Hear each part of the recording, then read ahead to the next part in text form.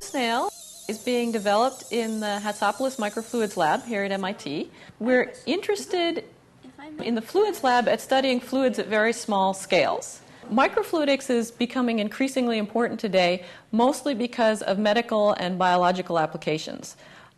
People are learning to build these labs on a chip in which you have fluids that flow through very small channels. Maybe chemical reactions take place in those channels.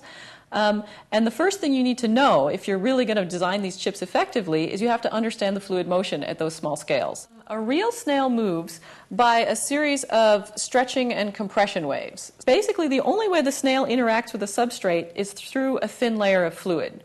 The slime is actually incredibly interesting. It's not a Newtonian fluid, which means that the characteristics of the fluid change depending on how you stress it. And when you go to very, very small scales, suddenly you have a completely different set of forces that become important. And you have to learn to either beat those forces or use them to your advantage. RoboSnail is answering the question of how can we use these high pressures in thin films to actually get something to propel itself. From back here? Okay. But the current version of RoboSnail is a prototype. We built him mostly as a proof of concept to show that you really can generate forward momentum using the pressures that build up in these lubricating layers. Upside down? Yeah. Okay. I haven't really gone through it with Brian yet to know what he RoboSnail was really initiated and designed by graduate student Brian Chan. Brian is one of the most creative students I've ever come across. The guy can build anything mechanical. You tell him, I need something that walks on water, he'll build it. Last year I was taking a fluids course, and we had to do a course project. Then I saw some web pages on water snails and how they move, and I decided to make a RoboSnail.